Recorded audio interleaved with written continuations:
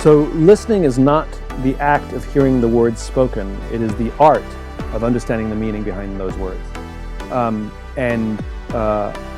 When people say you're not listening to me, and we simply parrot back the words that they were said, congratulations, your ears work. That is the act. That is the act of listening. But the art of listening is creating an environment in which the other person feels heard. Now you notice what I said there. The other person, and I used an emotional word, feels, right? I don't want to know that you heard the word. I want to feel heard, feel seen. I want to feel understood. And that is a learnable, practicable skill. So there are many parts of it. It's things like replacing judgment with curiosity, right? That's a hard thing to do. We're a pretty judgy group, right? To be curious why someone has a point of view. It's creating a safe space for someone to, as my friend Dya Khan calls it, empty the bucket. So even if we find what they're saying just reprehensible, right? You're never going to be able to actually have dialogue until at least one of the parties gets the opportunity to say everything without judgment. And as she calls it, emptying the bucket. And once somebody feels like they've completely said everything, then they're more apt to listen to you. But usually what we do is we defend, or we litigate, or we interrupt. We point out flaws in logic, which is just frustrating. And when you point out some flaws in somebody's logic, because we're all imperfect when we speak, and we all choose the wrong words at various times. And that's not what I meant, you know what I meant, is what we have to say. Well, what if you know what you meant, then why don't you say what you... You can see how this spirals.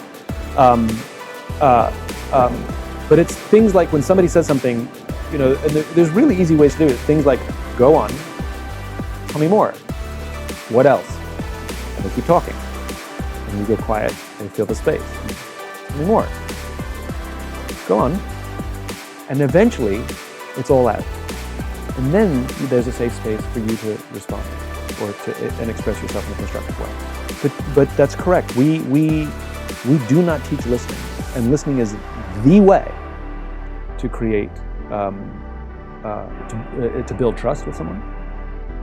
You make someone feel heard, they'll trust you.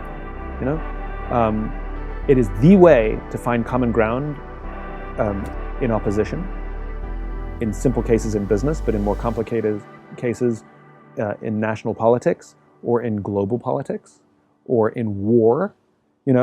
Why do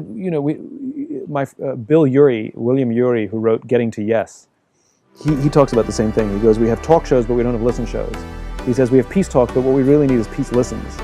And he, who's been at the table at the highest levels of peace negotiations, he said people show up and start demanding what they want, and that's how the negotiations begin. Nobody starts by saying, so tell me why you came here. There's a great documentary that I recommend to learn this. It's called White Right, Meeting the Enemy by Dya Khan. In a nutshell, Dya is a Muslim woman living in the UK who was trolled by white supremacists to the point where the police got involved because her life was at risk. They told her to stay away from open windows. That's how bad it got. The way Dya responded was by moving to the United States and going to meet the white supremacists. And she brought her cameras. You can see it all happen in this documentary. And basically, she gave them a safe space to feel heard. Now, that sounds mad. Like, why should she give them a safe space to feel heard? They should give her a safe space. Yeah, fine, good. It's never going to happen. Dya sits down with these white supremacists and she gives them a safe space to feel heard. It's extreme listening. And I say it's extreme because, they hate her, They don't just disagree with her. They want her off the planet. And she lets them empty their bucket, as she calls it. And then conversation begins. And because they feel heard, they start to trust her. And as they start to trust her, she becomes a friend. And then it creates this paradox where I'm supposed to hate this woman, but I trust her and consider her a friend. And what you see is one by one, these white supremacists, these diehard white supremacists, start dropping out of the movement because they can no longer reconcile their beliefs with reality.